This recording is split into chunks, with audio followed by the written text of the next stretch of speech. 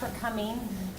This is the second event that we've had in a series that we're calling Raising Resilient Kids. This is hosted by Liberty Alliance for Youth, which is a coalition that exists in this community with the aim of reducing substance use and violence among youth. So we are trying to really go upstream from those problems because we know that substance use is usually a symptom of some other issue. So we are really looking at why our kids, we've done a lot of research over the last couple years as Liberty Alliance for Youth, and our surveys are showing us that kids use drugs because they don't know how to cope with life. And that is their ability to be resilient and their ability to bounce back from hard things.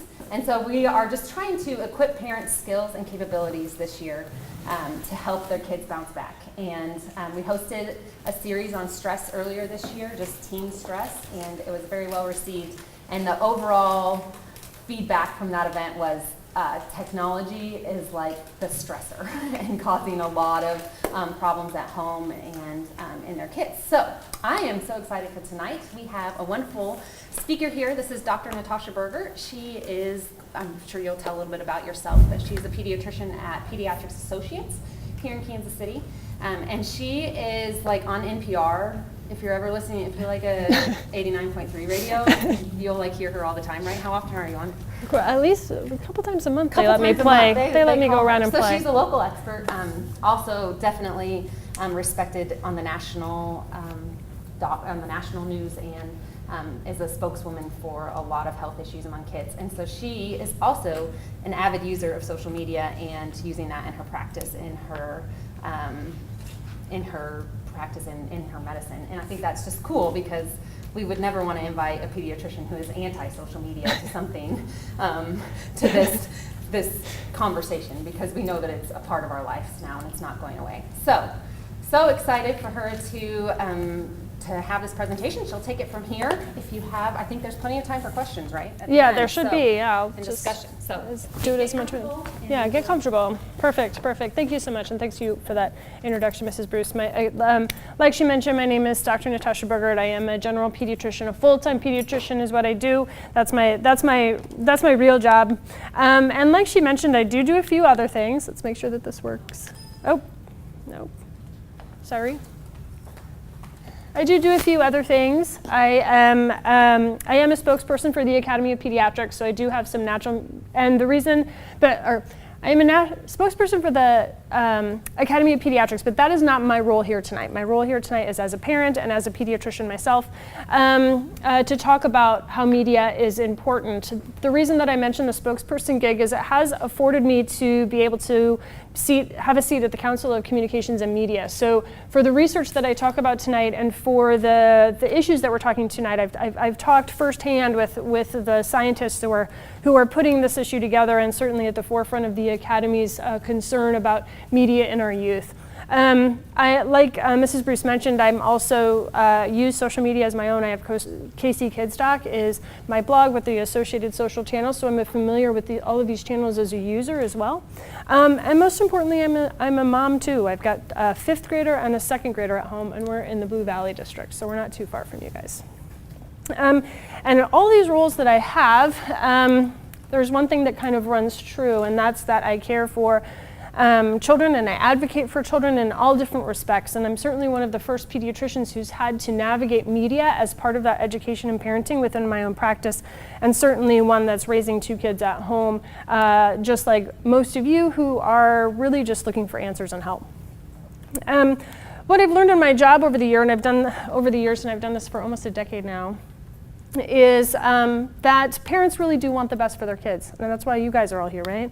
You want the best for your kids, and I think that parents do. They make the best choices that they can with the best resources that they have, but I think in some regard their best is equated to luxury or autonomy or freedom.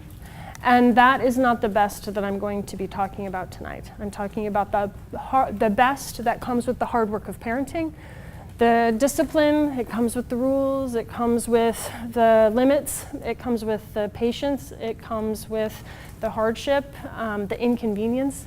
That's the best of parenting that I'm going to talk about tonight. And what we would hope is that for best of parents, we'd develop resilient kids. And we know that kids are, sorry I keep jacking this around with this. I can do it manually. We know resilient kids grow up to be resilient adults. And resilient kids, they know how to find solutions to problems. We know that they can handle their emotions. They have good self-regulation with their emotions. They have high self-esteem. They have high self-worth. They manage stress really well. And they're able to live with gratitude because they have a sense of self outside themselves through service and looking through the eyes of others. And we know that resilient kids become resilient adults and hopefully don't go down the path of what we would consider the wrong path, or with violence or drugs or alcohol use, and that's why we're all here and trying to avoid that tonight. So what does this all have to do about media? My hypothesis is that media is affecting resiliency in a lot of different ways, 3 broad ways really. And I think that media is affecting the development of resiliency first because it is changing the brain anatomy that's required to develop the traits of resiliency. It's displacing time from the personal interactions that we have from each other that are necessary for learning the traits of resiliency. And I also think that these devices are becoming so pervasive that they're really changing the traits of resiliency. They're making them seem more rare instead of normative. And tonight I am going to try and defend that hypothesis to you in 3 ways. We're going to do that in 3 parts. First, we're going to talk about the science, okay? We'll talk about the science, because if we don't understand the science, if we don't understand the anatomy, then the research doesn't make sense. And I know that a lot of you know about the AAP's media rules, but unless you understand the science and why the AAP has made those rules, they don't make sense, and so you don't enforce them because they're too abstract. So we're going to tie those both together for you tonight, and at the end of the program then talk about solutions. We're going to talk about common problems. We're going to be talking about things that you can do at home in order to resolve those problems and bring everything together. I'm going to try to do that in 60 minutes. We have a broad range of parents with different age kids. We have a lot to cover tonight. And before we do, I do have a few disclaimers. I'm not a media expert, okay? And I would be very fearful of anyone who claims to be because this stuff is changing so rapidly. I'm also not an IT guy, like I'm not part of the Geek Squad. I'm not going to be able to tell you how to set up your parental controls specifically on your device. I'm also not in law enforcement. I can't really tell you the legal ramifications of cyberbullying, for example. I'm just a mom and a doctor who particularly has interest in this topic within a broad scope of field. So I'm going to talk about this in the matter of real stuff, really what's happening with the kids that I'm seeing in pediatrics, really case issues that I'm working with these kids today, and and I'm learning from all of my families who are walking through this too. So they've offered me solutions, they've offered things that have worked for them, and so I'm going to talk specifically about products, and I'm going to talk specifically about websites, and I want you to know that I'm not financially tied to any of those that I mentioned tonight, okay? So the first thing that we can do is learn about the anatomy. So I'm going to take you back to med school with me because we have to go through Neuroanatomy 101 in order to understand how the brain develops, and the research will make more sense. So I'd love for you to pull out your brains because that's what we're going to talk about, okay? So pull out these brains, and these are my gift to you. This will hopefully entertain you throughout the presentation too, especially in the stuff that make it a little bit dry. And of course, these are just stress balls. They're just for fun, so they're not exactly anatomically correct, but they're going to serve our purposes tonight. What you need to know about the brain is divided into 4 parts, okay? It's divided into 4 parts, thank you. Divided into 4 parts. You've got a brainstem, comes in the bottom, okay? Brainstem comes in the bottom. That's part of the respiratory center. That's what's keeping your heartbeat working, all the basic functions to keep you alive.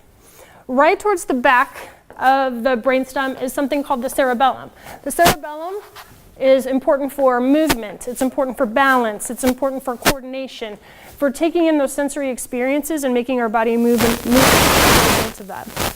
The next part is the limbic system, and the limbic system is in the middle. okay? The limbic system is in the middle. You can't see it from the outside. The limbic system is really important. We're going to talk a lot about it tonight. And the limbic system is responsible for emotions. And then finally, the fourth plane, this is what gets all the headlines, right? That little spongy cortex on the outside with all the little ridges. That's where we have controlled voluntary thought. That's where we have higher level functions for our brain. And this is really, like I said, is what gets all the headlines. Now, I talked about this in a very specific order because in addition to what you need to know, the brain grows in a very specific order with those 4 parts. The first thing that's going to grow is that brainstem. The first thing that's going to grow is that brainstem, okay? It keeps us alive. The next thing that's going to grow is that cerebellum. The third thing that's going to grow is the limbic system. And the last thing that's going to grow is the cortex. So that happens from conception all the way till the time that the baby is born, okay? So we have to go all the way back then when we're starting to talk about media today, okay? So why is this so important to know the order specifically? I think it's really important because most people don't understand that even though the cortex gets all the headlines, it's the limbic system that we're going to talk a lot about. And when a baby pops out, as soon as it comes out, that limbic system is a lot more organized and a lot more responsive to neurotransmitters than the cortex on the outside. This is why kids, when they're really, really little, if they have a specific hardship or they have a real happy moment, they can store those emotions, even though they may not have the cognitive ability to talk about them or really understand them. And that's why kids that have a lot of hardship too, we don't see those problems until they're a lot older when that limbic system finally connects to the cortex. The limbic system is also super, super sensitive to neurotransmitters. It's super sensitive to dopamine and serotonin and the pleasure hormones and the calming hormones that we need to get through the day. This is the part that's going to react to all of those hormones first, okay? So that's going to be really important when we talk about risk-taking later. Now the cortex itself, the spongy parts too, that has 4 parts as well, okay? And they grow in a specific order as well. Towards the back, we've got the occipital. Towards the top, we have the parietal. Towards the sides, we have the temporal. And towards the front, we have the frontal. Our occipital develops first. That's responsible for vision. Our parietal develops next. That's responsible for our 5 senses. Hearing and language are going to be on the sides. They're going to be the occipital or on the temporals by our ears. And the frontal, that's part of executive functioning. That's really what we talk about being adult. We talk about problem solving and reasoning and being able to control our tempers.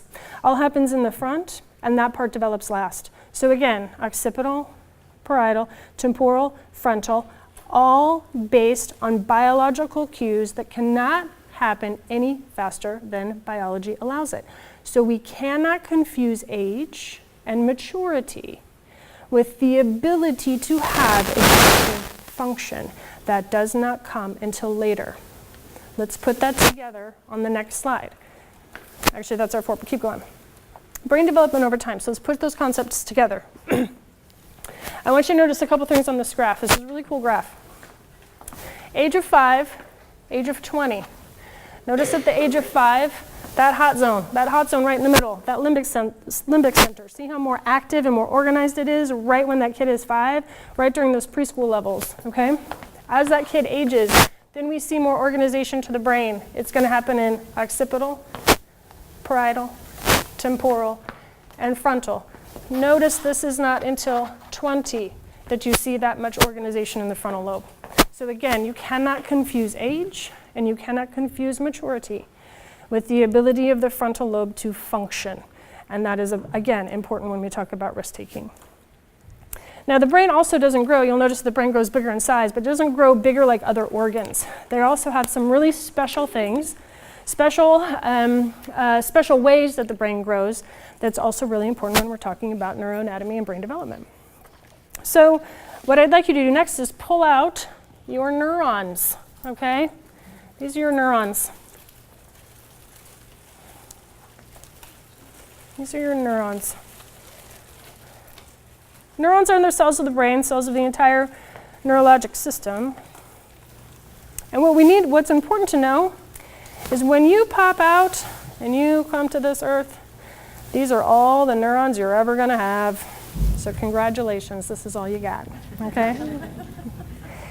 Two things happen as soon as in the womb and then soon as early childhood for certain, is all of these individual neurons, these individual brain cells, two things are going to start happening. They're going to start hooking together, okay? That's called synaptogenesis. Neurons communicate in really special ways. They communicate cell to cell through synapses.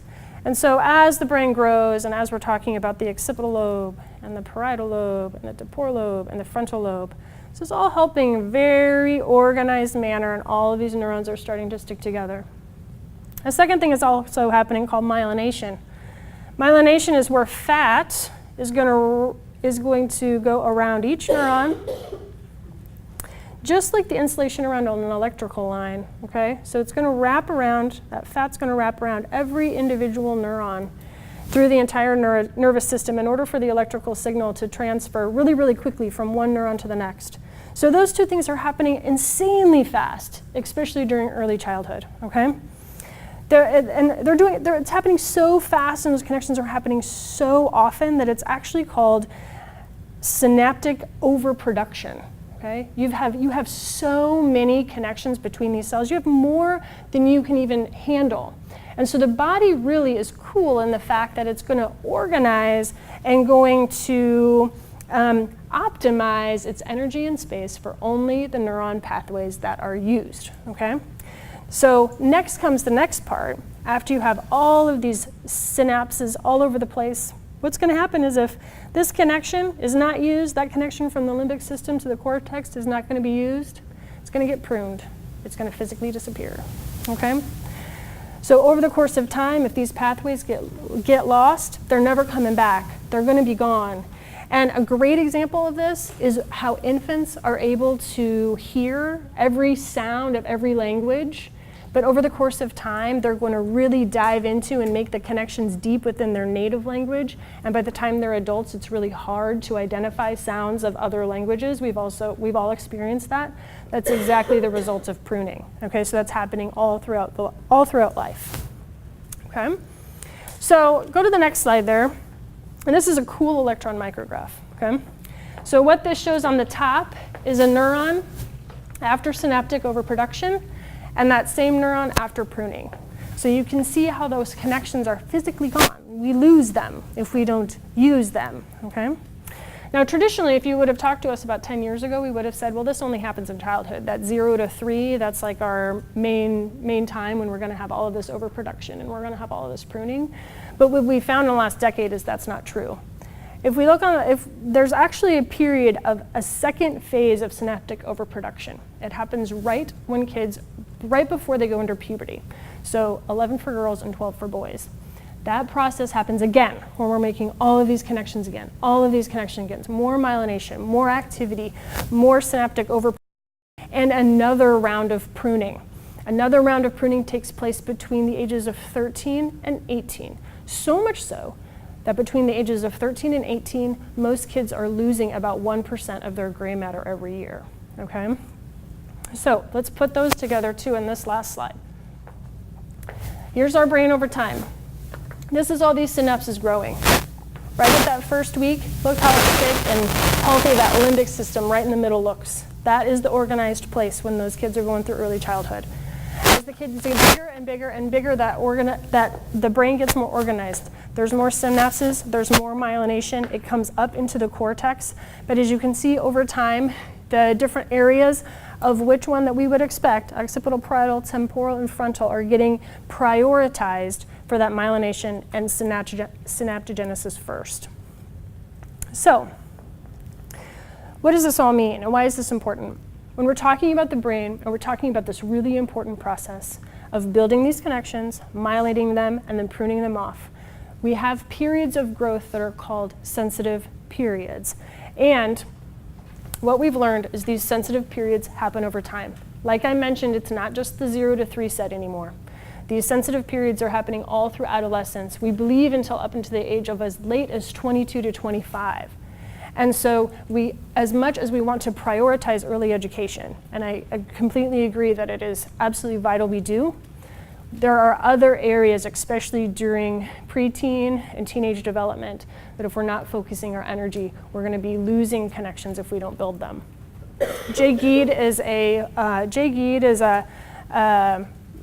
neurobiologist, and he calls it the use it or lose it principle. He says that if a teen is doing music or sports or academics, those are the cells that are going to get hardwired. If they're lying on the couch or playing video games or MTV, those are the cells and connections that are going to survive. And hopefully by understanding a little bit of the neuroanatomy and how that grows, that makes sense to you, that they're literally losing things if they're not building deep roots in those synaptic connections. I don't want to imply to you that everything is predetermined. I'm not saying that everything is predetermined or has biological determinism, okay? Things can change and kids can adapt. I'm simplifying things here tonight, but I do want us to recognize that there is a specific order of development, that neural pieces need to be in place, and if we don't invest in those neural places during specific periods of development, we are going to lose them. Okay, is everybody with me? Okay, so pop quiz. Your pop quiz is going to be, which develops first, the limbic system or the cortex? Limbic system. What does the limbic system love? Hormones, neurotransmitters, okay? And what of the area of the cortex develops last? Frontal. Executive processing happens last. Perfect, you guys got it. That's everything we need to know as we move into the next section. That's research, okay? So now that we know all of that kind of stuff, we're going to go through the research kind of quickly, okay? And maybe, hopefully in 15, 20 minutes. And once we develop all of that research, the goal of this section is for you guys to prioritize. We can't do all with media with our families. We don't have a crystal ball. We don't know what's going to happen in the future. We can't do all of the parental controls we like. We can't do all of the regulations that we like. We have to make choices. And we have to make choices based on what we know with our own kids, and we have to make choices based on the knowledge that we have today. And so if we go through the research, my goal for you is, I've divided it into 7 sections. My goal for you is, at the end of this time, I want you to pick 3. I want you to pick the 3 most important kind of issues that you feel are important to prioritize in your home, because that's what's going to help you develop a media plan that works for you, okay? So I'd like to start with, I have some numbers here too. I'd like to start with early childhood development. Who has preschoolers? Anybody has preschoolers? Okay, great. Okay, so we just went through synaptogenesis and we just through pruning. And children learn by experience. That is necessary for those synapses to be developed and for us not to lose any of those connections through that pruning process. So at a most basic level, during early childhood, reading a book, for example, if we read a book, what we're doing is we're investing time, we're investing energy on that neural pathway with those particular vocabulary. When we read brown bear, we're reinforcing that vocabulary with our child through those neural connections. When we read it over and over and over and over again until we're sick of it, okay, that is how we're building those neural connections to make those vocabulary words stick. Then we expand that. We start talking about the story. We start talking about brown bears at the zoo. We start talking about what thing's going to happen to brown bear. We start expanding that in order to make those other synaptic connections start from that root of that vocabulary word to all of the other parts of the brain. That is what's happening. So it shouldn't take too much convincing to tell you that that early childhood from 0 to 3 is critical for that early language development. It's critical for those early language synapses and those neural connections to take place. And that is one of what we know to be is one of the first sensitive periods, especially in language acquisition.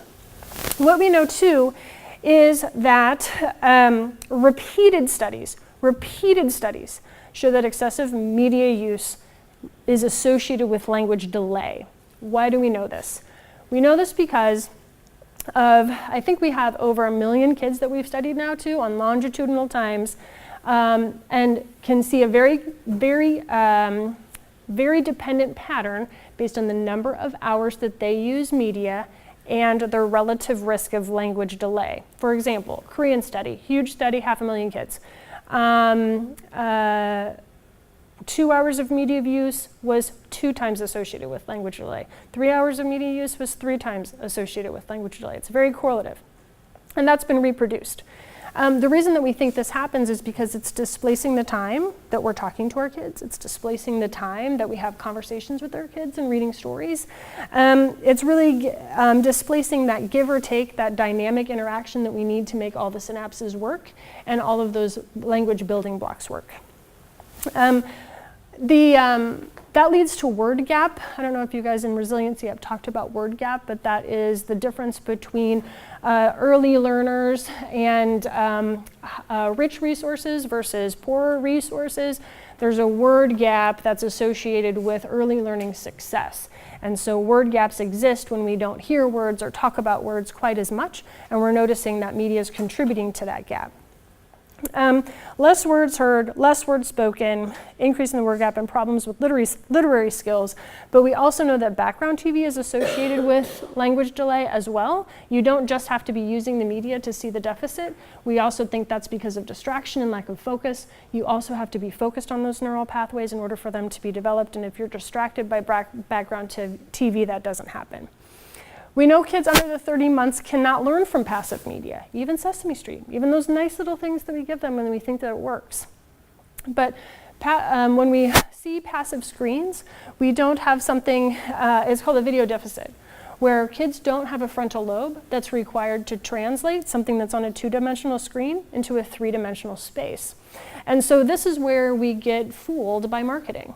This is where we get fooled by people who say that these are really, really good early learning apps. You can learn your ABCs or learn words for these really young children to give them an edge.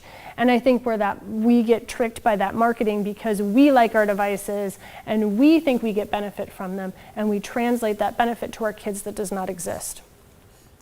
We have to have social contingent learning in order to have early childhood development. Socially contingent learning means that there has to be a real life component to it. So for kids between 12 and 24 months, for example, you can use a word app to introduce a word, but the only way that that child is going to be able to translate that in the real world is if you go up and say, is that a tree? Do you like the tree? Is that a tree? What color is the tree? You have to have a socially contingent part of that learning process, otherwise it just disappears. The next thing that we talk about when we talk about media is self-regulation. Self-regulation is the ability to manage your emotions, and it's really a quality of resilience that a lot of kids don't have. This is the ability to take really an emotionally upsetting experience and not throw a tantrum, for example, to be able to check yourself, to be able to calm yourself down without needing an external device or external stimulus in order to help you calm down. The development of that self-regulation is really getting derailed at a very early age because of these devices. And I see this often in my office, where kids as little as 4 to 6 months, when they start crying, the mom or dad shakes an iPhone in their face, right? Because it does distract them. And for the short term, it does work. But we're getting very concerned that that self-regulation that's needed to develop from the limbic system is not having a chance to do that independently because kids are getting so distracted by the screens that they're using so early. There was a really nice pediatric study in 2001 called the SpongeBob study, where they had a whole bunch of 4-year-olds sit in a room and either watch SpongeBob or Caillou for 9 minutes. And the kids that watched SpongeBob came out immediately without any executive functioning. They had no ability to self-regulate. They could not form basic executive functioning tasks. In other words, just being in front of that media nearly immediately derailed them. So I think this kind of explains too why kids can be such jerks when they watch media for a long time or watch TV for a super long time. Those studies have demonstrated that kids really actually do need to reset, to have a moment to re-engage that cognitive part of their brain in order to be able to calm themselves down after seeing fast-paced media.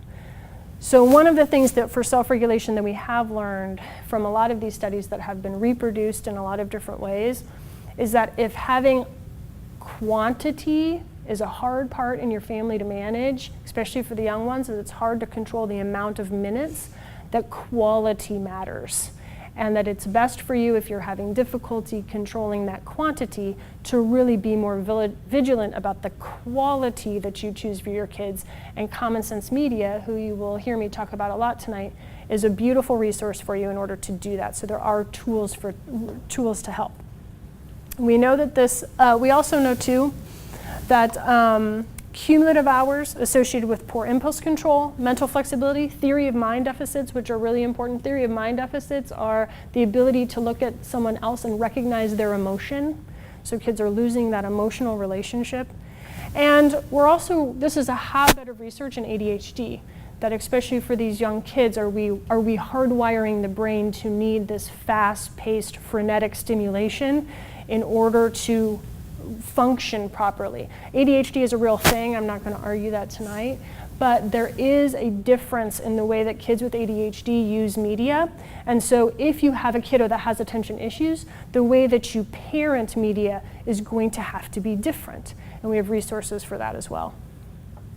They do have a protective study. PBS does have a study. PBS did not sponsor the study, which is important, that showed that quality programming for kids over the age of 3, similar to a social, mindful, and age-appropriate program, like most PBS programs are, did not show the problems with executive functioning over the age of 3 as the fast-paced cartoons. So again, I think it votes to the quality. We have evidence in both ways.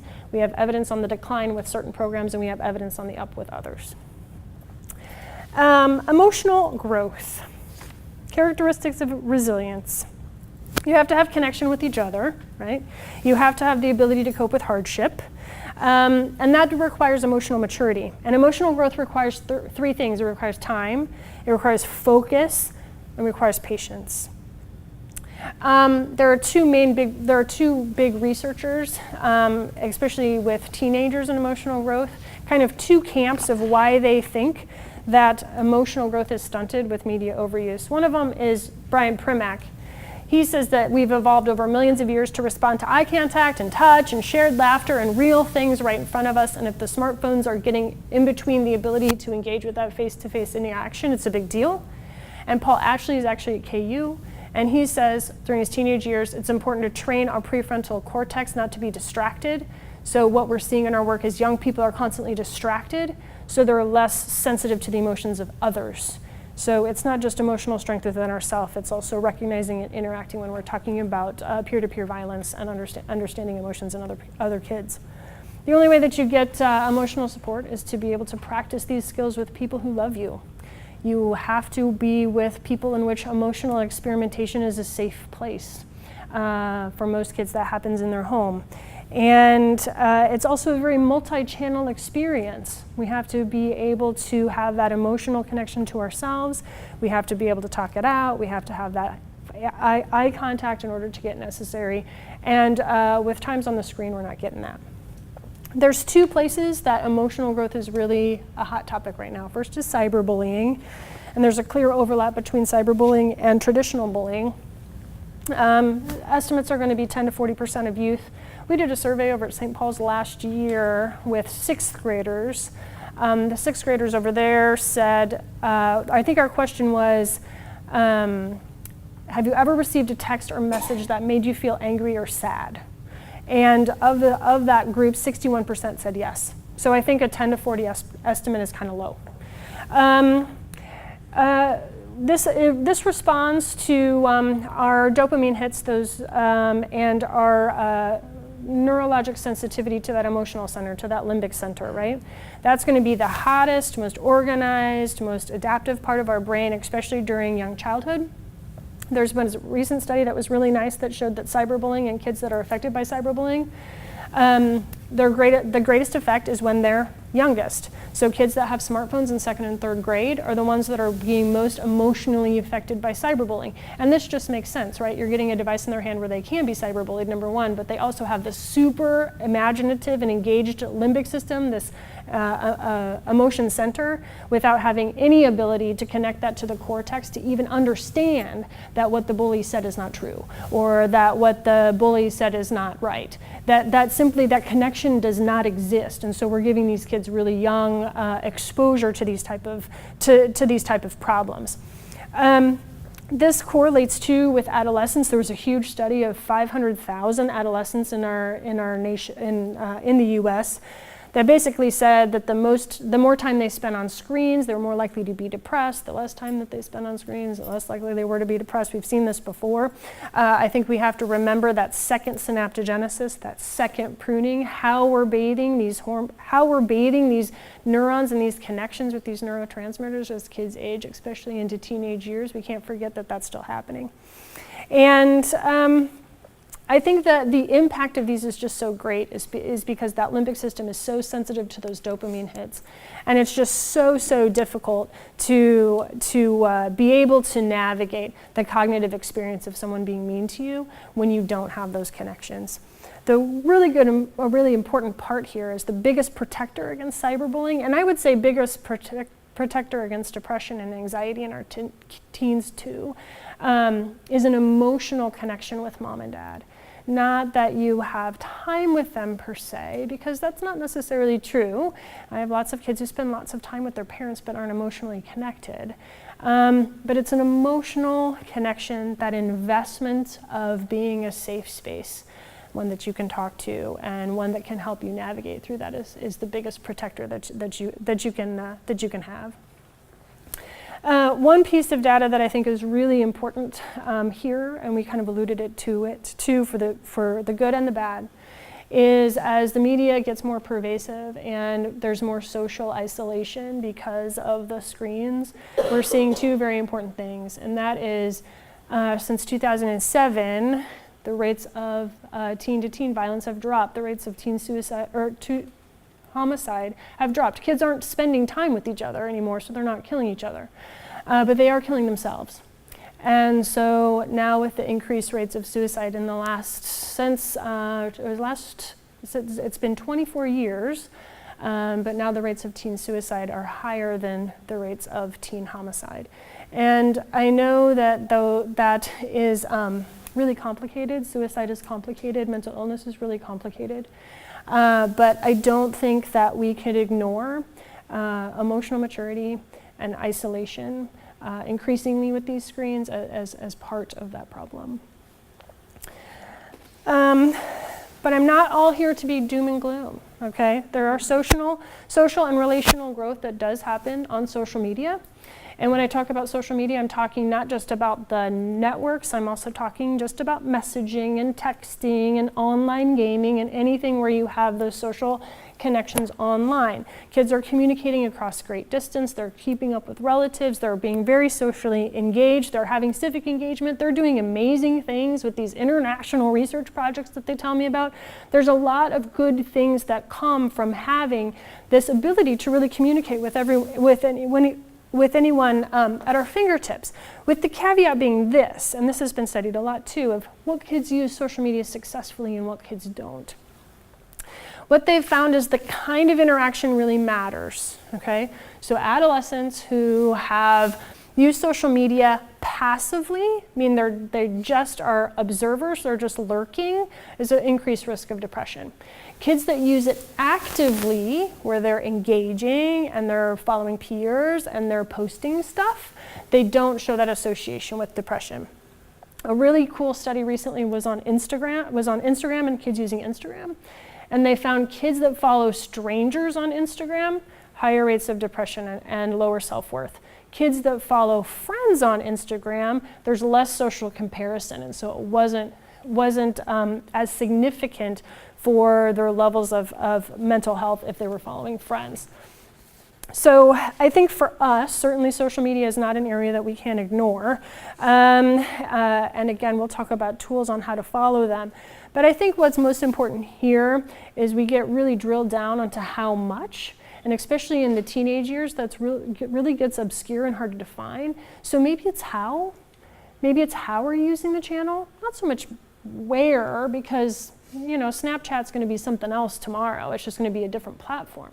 But how are you using that?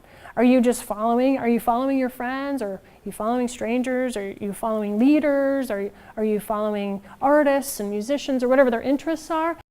Am I just following celebrities? Or am I just following people who I think are really pretty? Okay, I think that there's a really different context in that. We talk about that a lot in the office. Physical associations, really briefly. Obesity, we have 37 years of data that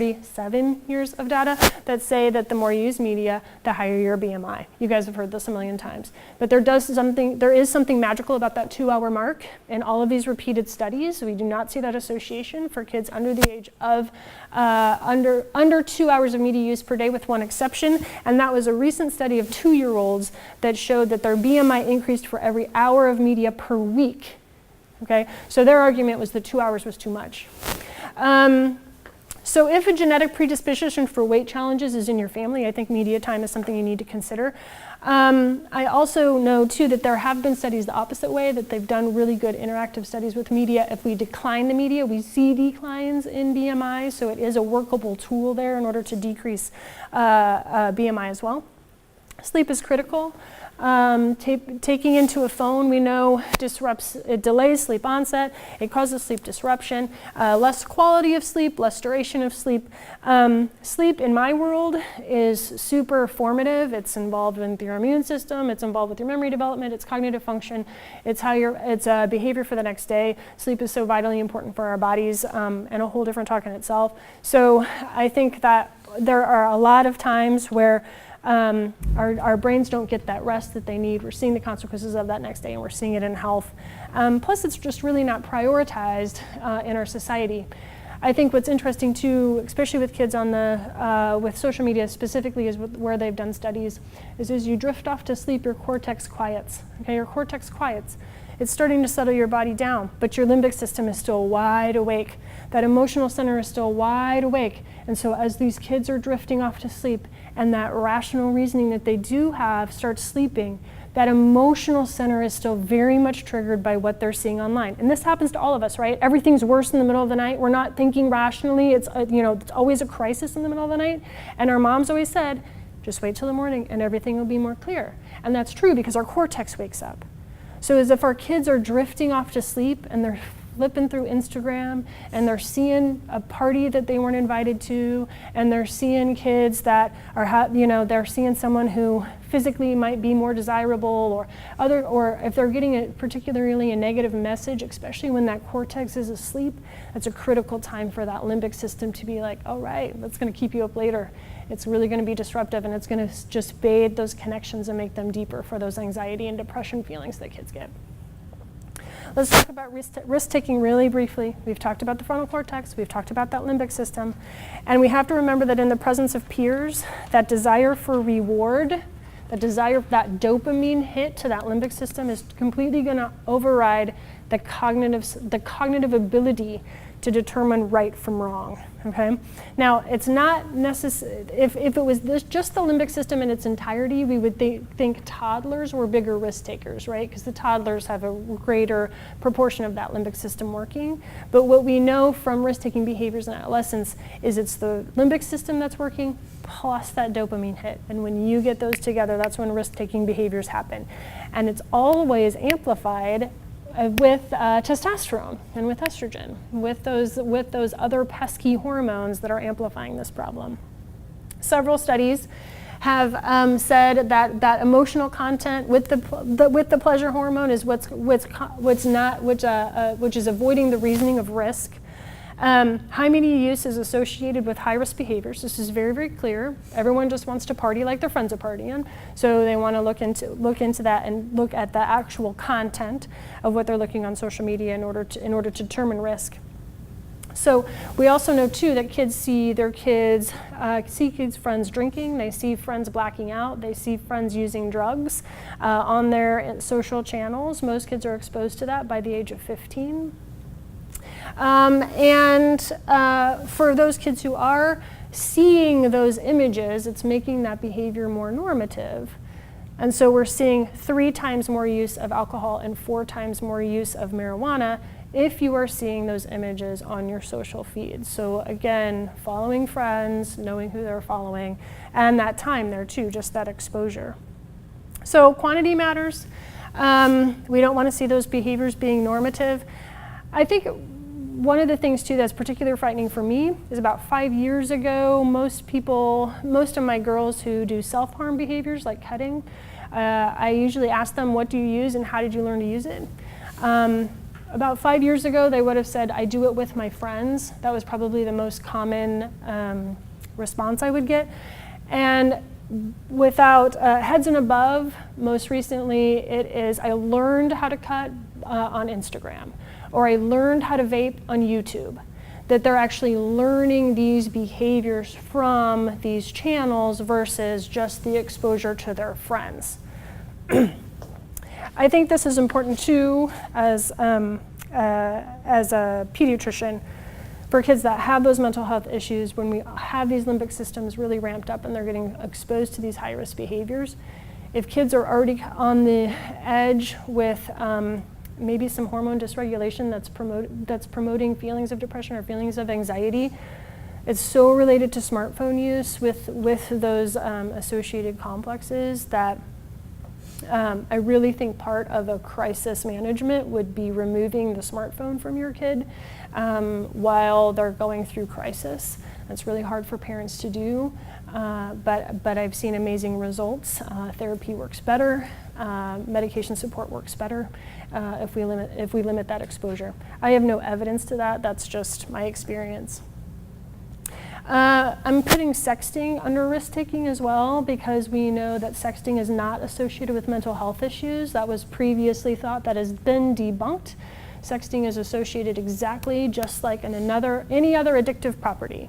It just wants a dopamine hit, just wants a dopamine hit. It's just that limbic system just loves that dopamine. And so sending those pictures, those risky pictures, is giving that same neurological drive. Sexting is much more associated with drug abuse than it is mental health, because it's that same pathway of addiction is where sexting where people get turned on by sexting. I also want to mention pornography here briefly. Pornography also, dopamine kick, dopamine kick, dopamine kick. It's going to that emotional center. We know that kids, most of the pornography research that we have in pediatrics is in males. But we know that early porn use is associated with permissive sexual attitudes, stereotypical gender beliefs, occurrence of sexual intercourse, greater experience with casual sex behavior, and more sexual aggression. I think that it also is, how I see it in my clinic, is teenagers complaining with their complaint is impotence. That they're getting so much drive and so much dopamine hit from those visuals that it's kind of being with like a real person is kind of disappointing. And I think that's really damaging when they're 17. I worry about how they're treating their partners, and it's a problem. Most kids are exposed to a naked person online by the age of 10. From the same survey we got, the St. Paul's kids, 64% I think of the kids of the sixth graders had already seen a naked person online. Finally, violence, I'll talk about that really briefly. Violence is a very complicated issue. Violence is heavily associated with media, it's heavily associated with online gaming, it's heavily associated with first-person shooting gaming. The research is really deep here. It's a really complicated issue. It's a very dynamic problem. I think that it's so environmental in which neurologic pieces that you have in order to put it together, and which ones you're bathing with. What of those neurologic connections are you digging into, or are you enriching in certain environments to promote violent behavior? For violence, for my kids that are truly violent, it's an issue where you need to seek professional help. Most of the people that I use to work with my violent kids specifically address media very directly, specifically for time and exposure, to avoid amplifying those behaviors. So how does this translate in health? You guys made it through. That's like the rough part. Okay. How does this translate to health?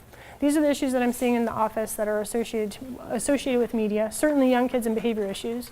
I think the shut-up toy is a big issue. We're seeing fine motor delay. A lot of kids have fine motor delay because they're learning the ABCs on iPads, and they're just using, they're drawing A with one finger on an iPad, and they know the letter, and they know it stands for apple, but they don't hold a pencil anymore, and so we're seeing fine motor delay.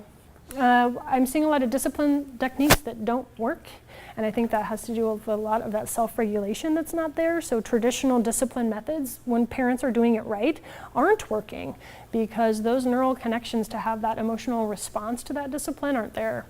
A lot of disordered eating. There are whole Instagram channels, there are whole Facebook groups specifically for pro-anorexia, pro-bulimia. They will follow these kids, and then if they put up a picture of themselves and say, I pooped up all my Halloween candy, they'll get a lot of instant positive feedback from these closed groups to kind of, again, strangers, promoting and encouraging that behavior and making it more normative. Chronic abdominal pain is a big one too, especially for emotionality. Limit the media and the abdominal pain goes away. Worsening depression and anxiety is huge.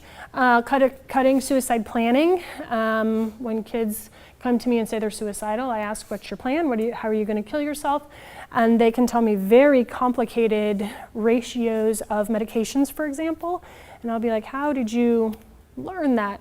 And most of that is Tumblr. Tumblr is a high suicide planning site.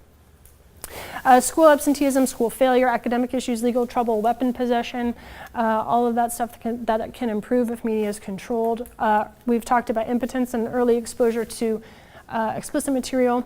Violent gaming, marijuana use, alcohol use, overprescribing of ADHD medicines. Again, parenting kids with ADHD has to be different. And chronic fatigue. How many times do I have parents, teenagers come up with chronic fatigue and they're so worried about their thyroid and they're so worried about being mono, and they're just simply up all night with their phones. And it's a hard pill to swallow, but clearly these are all dynamic issues. I'm not saying media is causing them. I'm saying that if we can control media, we see improvement. And so anecdotally, I see the association being there. But it's not all bad news.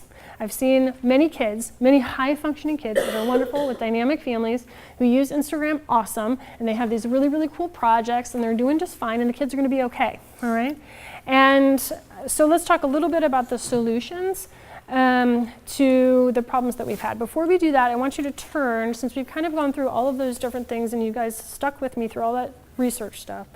On that yellow page in your handout is the 7 categories that we just talked about.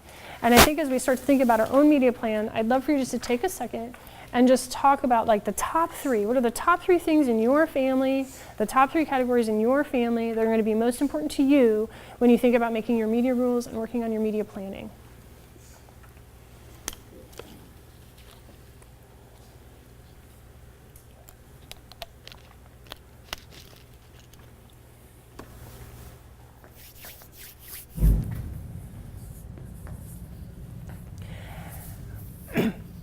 Hopefully those are clear for you. I know a lot of people are like, all 7.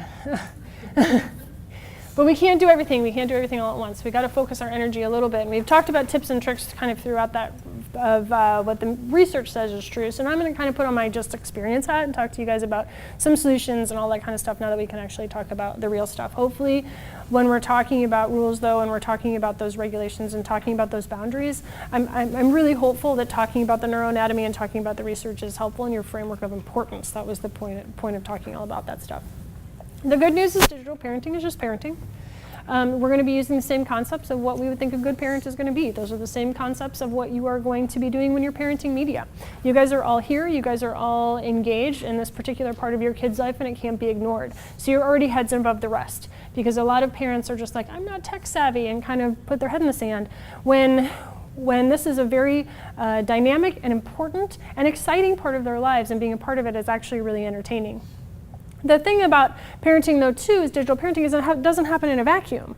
Like what you do compared to the person next to you is going to be really different. It's going to be really different because you have different priorities. You have different devices. You have different abilities for control. And so what one person does may not be the next person. And that's where I think the AAP media rules kind of get it wrong some point, because I don't think all rules apply to all families. And so that's what we're going to talk about a little bit, too.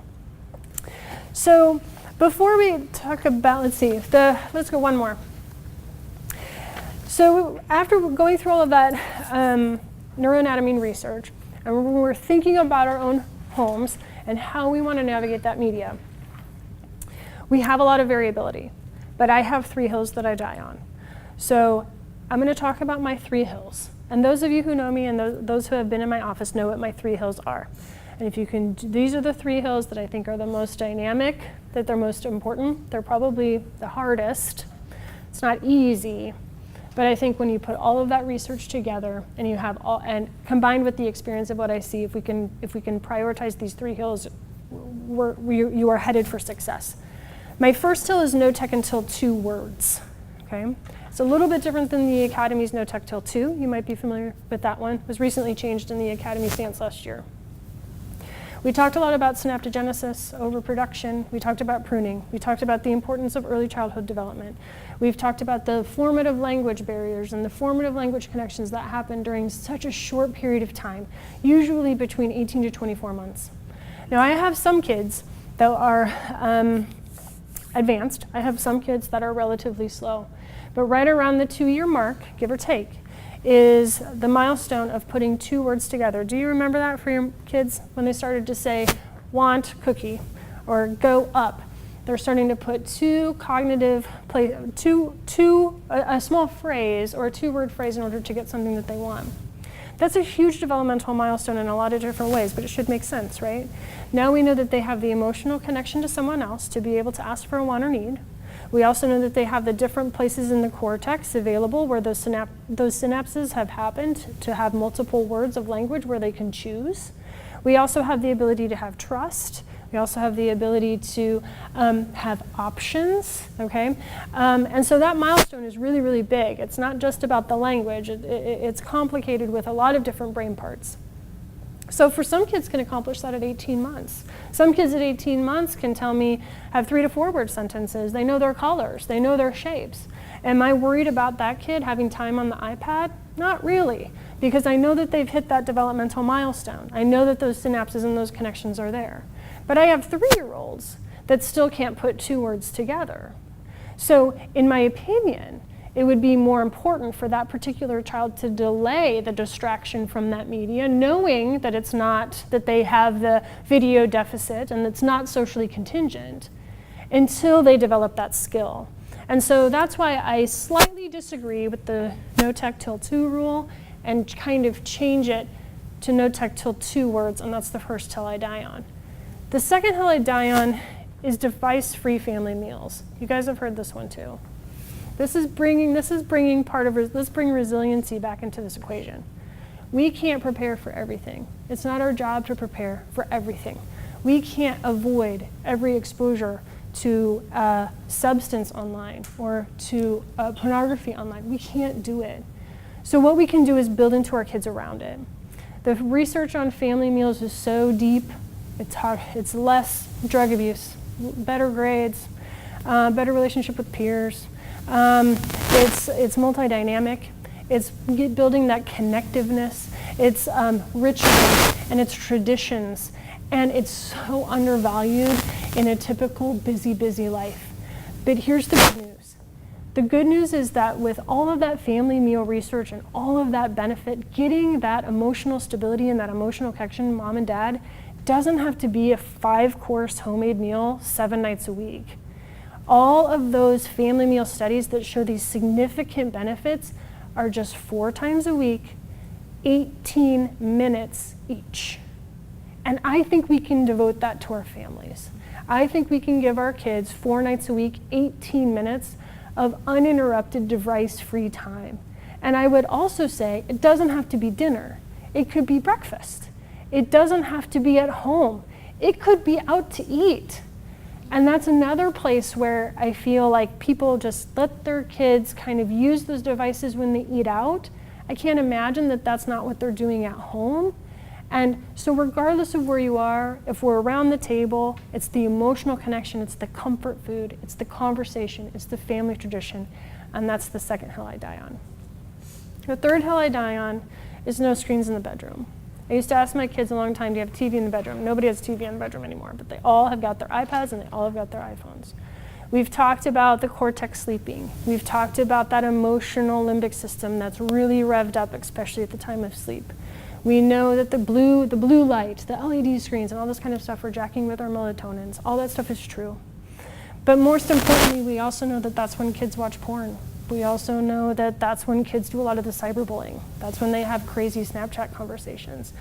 And all at a time when their emotional limbic system is so overpowering their cognitive ability to ration. Okay? So that's, and I would say that that's important for us as adults too. So that's the third hill I die on. All of my hills that I die on are not easy. They do take planning. You do have to prepare for them. But this is why they're important. And that's because it's doing the discipline of boundaries. And I think when we're talking about giving our kid our best and doing our best work of parenting, being able to have the discipline of a boundary is formative for adult success. They train the brain to remove distractions, to be able to interact with others and have emotional awareness of others, focus on tasks that matter. It's internal motivation. It's that self-driven feeling of success. All that happens in the framework of healthy boundaries, and it's all necessary for adult living. But in order to create a boundary, you have to have the executive function present to know that you're going to have benefits for that relatively loss. And you can't do that unless you have a frontal cortex. You don't have a frontal cortex until you're 25. Kids cannot do this on their own. We have to be able to train them and have the discipline of boundary. Because if they can't turn off their device to eat a meal, how are they going to turn off their device to have a conversation with a friend or a future spouse? If we can't trust them to turn off their devices before they go to sleep, how can we trust them to turn off their devices when they're behind the wheel? Like, this is learning the discipline of those boundaries makes successful adults. It's the hard work of parenting, but those are all why those are my hills that I die on. Make sense? Let's talk about the screens. First screens, first devices. So we're ready to jump in the pool. We're going to buy those first devices. First devices for most people are going to be things like lead pads, or little self-contained first devices for kids. So the first thing that you want to do when you're going to purchase a device is make sure that you know what it does, okay, and what your kid can do on it. And if you don't want them to have access there, don't buy it. I have a lot of people that come in and be like, oh, I didn't know that this lead pad could do this. Well, then you didn't research enough. You need to know exactly what that device can do before you put it in your kid's hands, because once you put it in your kid's hands, it's so hard to take it away. So one of the first times that kids get screened is usually just grabbing somebody else's phone, usually 15, 18 months. Most kids in the office can kind of flip through pictures of themselves or look at videos of themselves. They really like that. So the first thing that you want to do is, if your kids are playing with your phone, is make sure that you put it on airplane mode. Make sure that you've already gone through your restrictions for in-app purchases and your download settings. Make sure that you got a few quality apps on there. Common Sense Media, again, is going to be a great place for those first interactions with the phone, and make sure that you got your language settings, your explicit language settings monitored. First level devices for me, making sure you don't have in-app purchases, Wi-Fi restriction, geolocation. Even some of those early lead pads can get on Wi-Fi, so just make sure if you don't want them to have it, just either turn it off or don't give them the device. A lot of them too have self-built-in time limits, which is really nice. Also iPads, you can get a lot of apps that have time limits. So when the iPad's broken, and remember, these early kids don't have any concept of time. So especially when you say, hey, you have 5 more minutes left, it may be 5 hours. They have no concept of time. So using a time limitation in the device is going to be really helpful for you, because then you're not the bad guy. I would also encourage you, especially at the beginning, to get a wide variety of games. Everyone likes the educational games. Of course, they're important, but I would also get sports games, and I would also get problem-solving games, and I would also get maybe a character game that they particularly like, because most kids are going to really be attracted to a certain type of game, and that's going to be consistent through their childhood, so you're kind of experimenting. What do they like? Is that a risky choice, or is that going to be a safe choice? Do they like working with something like that? Do they not like working something like that? So I would give them various types of games and watch them play. Second level devices to me is like an iPad. Okay, so now we're kind of stepping it up a notch with the complication of the tool. The first thing that I would do is decide who owns it. Okay, decide who owns it, and that needs to be a conversation. In my opinion, if the parents buy it, the parents own it. For the iOS devices, home sharing is a great tool. Hopefully you guys have set up home sharing on yours, because then you can monitor what your kids are downloading. You can also have some content restrictions on there. You've got some filters on there that are already on the iPad itself. Make sure you remember that language setting. Talk to your kids about privacy and geotagging. We've got to pick quality content, just like that Common Sense Media before. Time limits, of course, and no GPS. And teaching digital literacy starts now with those first level devices. Early digital literacy, I've been really impressed actually with the schools talking about digital literacy from a really young age. But remember, they don't have the cognitive awareness to be able to extrapolate it to many places. These are a lot of repeated conversations that happen over time. But for early digital literacy, I talk immediately about photo and video rules. May I take your picture? May I put this on my Instagram feed? I've been asking my 5-year-old that, okay, as an example of consent. And that's one thing that I think is important, even for the little ones. Can I take a picture of you? And I'm seeing that behavior being modeled as the kids get older. They have a camera in their hand. Can I take a picture of you? Yes or no? No big deal, okay? When we're talking about first conversations, first texting devices, is something thoughtful? Is it true? Is it helpful? Is it inspiring? Is it necessary? Is it kind? So is there a question of what they put on it? Go through that, think. That's going to give them a few different ideas of what's going to be appropriate or not appropriate. Because if I ask any kid, they're going to tell me, my mom doesn't want me to write anything inappropriate. Well, what does inappropriate mean? That's going to give you a framework for that. Make sure that you're asking them, what would you do in certain situations as they come to you and as they come across your own phone as well. Hey, Aunt Sue just texted me this. This seems like she's angry. What should I do? Probably call her back. Don't text her back. Those type of early conversations as well. And we've learned too that social awareness and that social activity depends if you're following friends or if we're following strangers. So especially at the beginning, online friends need to be real friends, and they need to be people that we know. Okay. Also for those first screens, we're talking from protection from accidental exposure. This is the explicit material type stuff. And there's lots of different ways to do this, and they are not hard. Average home has 5 devices. Only 1 in 5 homes use parental control. And I think that this is an issue. So we can't control what's outside of our own homes. We have to be accepting of that. That's why we're going to build a resiliency framework about things that we can't control. But when we are in our house, there are various controls at other levels, and a lot of people don't know about them. Of course, there's the parental controls and the filtering on the device itself, but there's also really cool routers that you can actually put your Wi-Fi networks through before it even comes to devices. That's also very helpful for a second layer of control. You can also get that done at the service provider level. At a service provider, you can call AT&T and say, I don't want pornographic material to come to this phone line, and they are able to do that too. Every layer that you add, the more protective it's going to get. It's going to be more restrictive, especially for some of these research projects and that kind of stuff too. When you're researching biology, for example, it's impossible to do that with some of these filters on, so I think common sense rules apply. But just know that it's not just one layer. Multiple layers are going to help you. One of the ways to do that too is do a kid-friendly browser. That's in your resources section. There's many kid-friendly browsers. So they're not just going through Google, they're going through a Google channel that also has that extra protection in addition to the iPad itself, for example. 2 layers of protection, okay? Nothing is foolproof, but especially at the beginning, most kids aren't intentionally looking for that type of material. They're falling into it, especially on YouTube. So these just device level protection, service level protection, router level are usually enough because they're not looking for a way to get around the block, okay? And then finally for first screens, watch for behavior changes. Again, like every kid, especially kids with ADHD, are going to interact with it differently than maybe a sibling or a peer. So you really need to watch for behavior changes when the media time ramps up, and that's going to give you your first clue of what your threshold is for your kiddo. For example, my daughter can be on TV watch TV for a couple of hours. She gets bored, she turns it off. My son has to be physically moved, to get away from the screen. So even within your own home, some of these boundaries are going to be different from kid to kid, or what you choose them to do is going to be different. So watch for those behavior changes. Certainly play with your kids. Go to the device with intention. And what I mean by that is no background TV. You want to go play with your iPad? That's awesome. Go get the iPad, play with your iPad. When you're done with the iPad, put it back.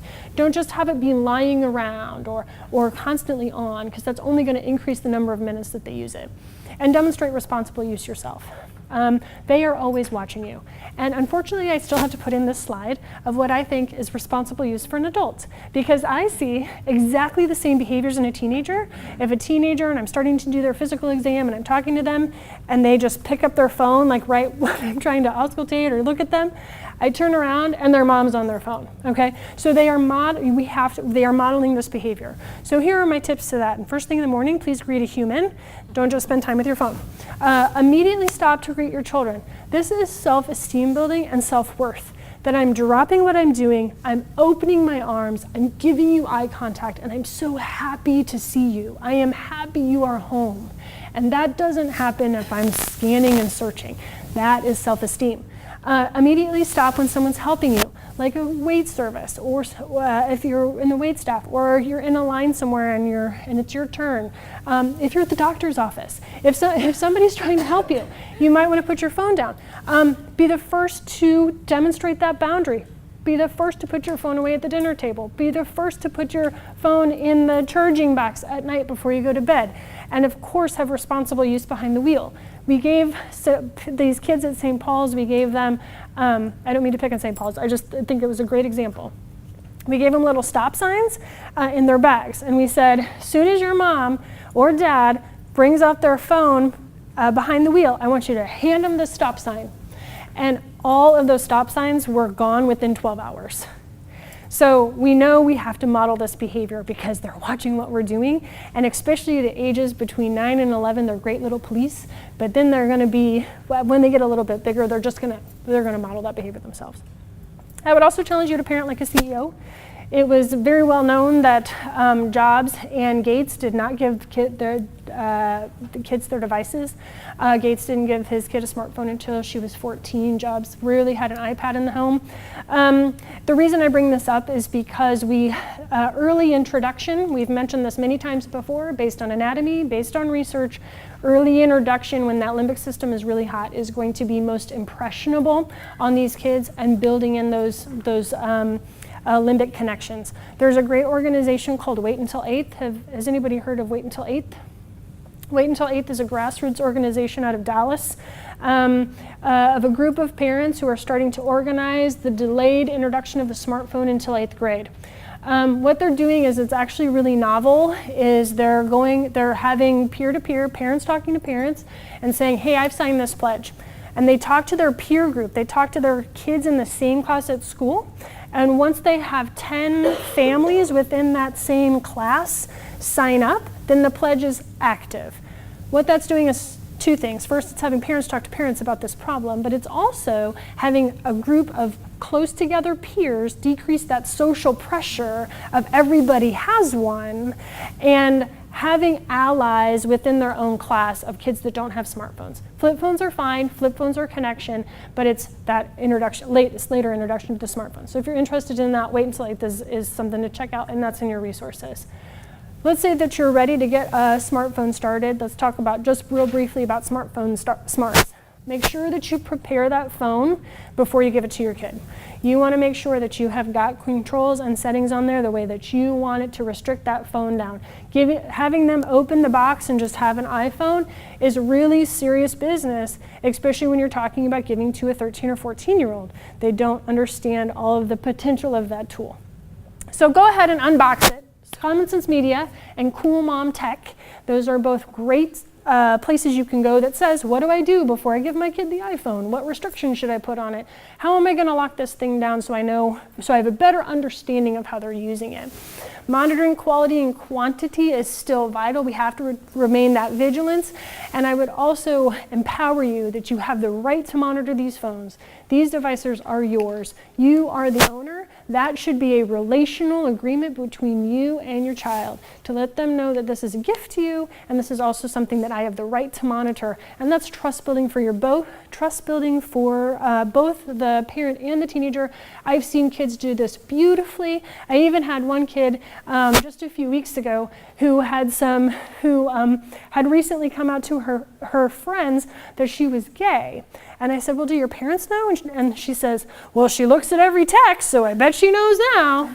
So it's a relational building, and it's a trust factor within those kids too. And so I would remember that you do that. Make sure too that you give them an alarm clock. I'm handing you a smartphone, and I'm handing you an alarm clock because I don't want to hear the excuse that you're never going to wake up because your phone is your alarm clock. It needs to be out of your room. The next, I would also encourage you not to purchase games that have high sexual content or violent content. Again, common sense media is the way to go. And if you have home sharing, you're able to approve or disapprove any of the purchases that they do. So that would be something you could consider. Remember, their influence is through consumption. I have so many parents that are really worried about what they are posting. I agree that that is a concern. We don't want them posting inappropriately, but I want to also make sure of who they're following. And that's a much more interesting question when I talk to my teenagers. Who are the top 5 people on Instagram that you just love to follow, that you love it when they have a post up? It's very interesting and I think really insightful of who's influencing them there. And you need to help manage the digital footprint. Managing the digital footprint has to be done by us because, move it forward. Remember, they don't have that frontal cortex. They don't have that executive function to do it. Do not confuse age and maturity with the ability to have executive functioning. And digital footprint and understanding the concept of permanence is not physically present until we get that frontal cortex. So teach privacy settings. That was one interesting thing too, is when I ask kids, oh, is your Instagram private or is your Twitter private? They'll say, what's that? Like they don't understand that kids, they can still be found and their friends can still find them, but they do have a veil of privacy. So talking to them of what private means without the caveat of the inability to be found is 2 different things. Be a password keeper. That would be one of my rules with all of the different sites. Remember, they can't have permanence, and I would Google my teenager regularly and set up Google alerts. If you guys are familiar with that, where you can actually get an alert for something that lists their name. I think that's really important because we can't control what other kids may post about our kids. We can't control that, but we can monitor it and make sure that we can do our best to help them with that digital footprint that's present. And this is where we're kind of moving from accidental, I'm watching YouTube and I accidentally fall into a bad place, to now intentionally looking for bad places. And how you navigate that is a little bit different.